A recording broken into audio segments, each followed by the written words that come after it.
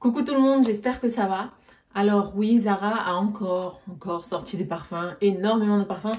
Je vais pas parler de tous les parfums, je vous ferai une autre vidéo sur certains parfums, mais pas sur tous parce que franchement je suis perdue.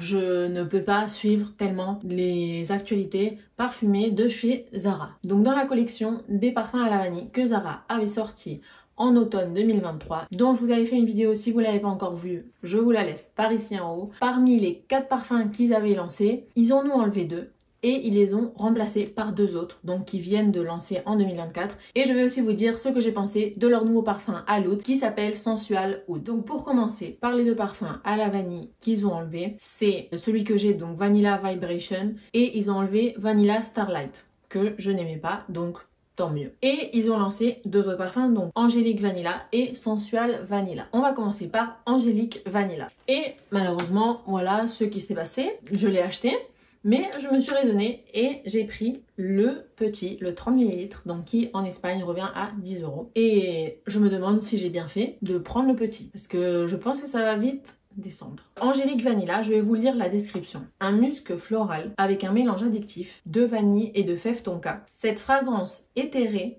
associe des fleurs délicates à une base gourmande et crémeuse, laissant une impression captivante. Donc dans ce parfum, on retrouve de la bergamote et de la fleur d'amande, de la rose, du riz, de la myrrhe, et en note de fond, de la fève tonka, du musc, de la gousse de vanille et des bois veloutés. C'est un parfum qui est doux, qui est suave, qui est enveloppant, qui est sucré, mais pas trop sucré. C'est pas, j'irai pas jusqu'à dire que c'est un gourmand, très féminin. C'est un parfum qui ressemble un petit peu à Rose Gourmand de chez Zara. Donc Rose Gourmand qui est le dupe d'Intense Café et de Rose Vanille, plus ou moins. Donc celui-ci, dans la ligne des parfums qui sentent la vanille et la rose, vous avez Intense Café, Rose Vanille, etc. etc.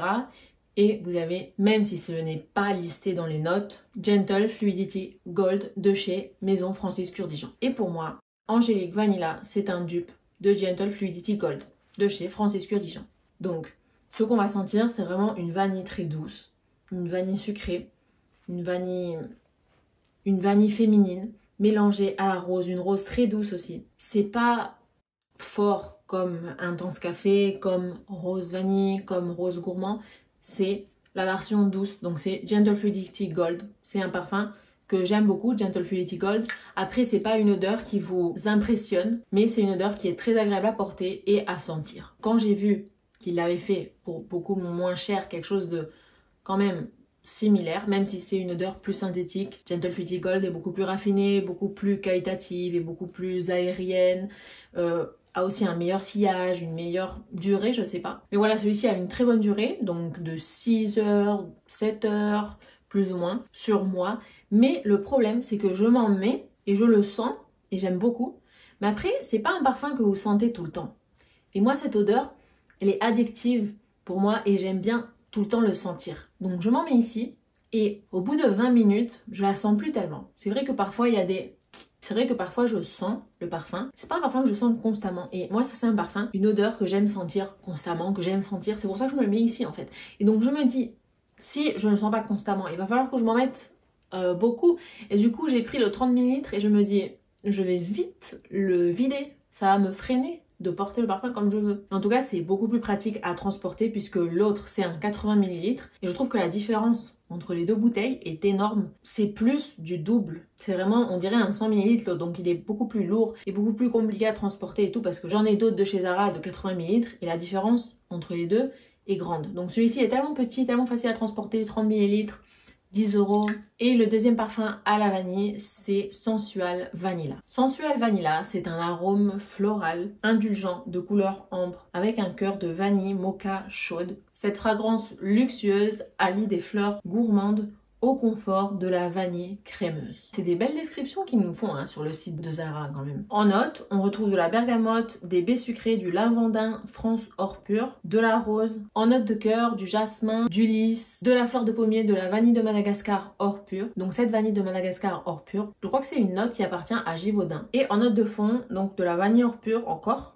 de l'héliotrope, de l'ambre, du musc et du bois de santal. Donc Sensual Vanilla, je trouve qu'elle se concentre beaucoup plus sur la vanille que Angélique Vanilla. Donc Angélique Vanilla est beaucoup plus, Voilà, ce mélange vraiment Gentle Fluidity Cold et Sensual Vanilla, c'est beaucoup plus vanille. Quand je les ai sentis en magasin, au début Sensual Vanilla ne m'a pas tellement plu comme Angélique Vanilla. Angélique Vanilla, j'ai senti directement.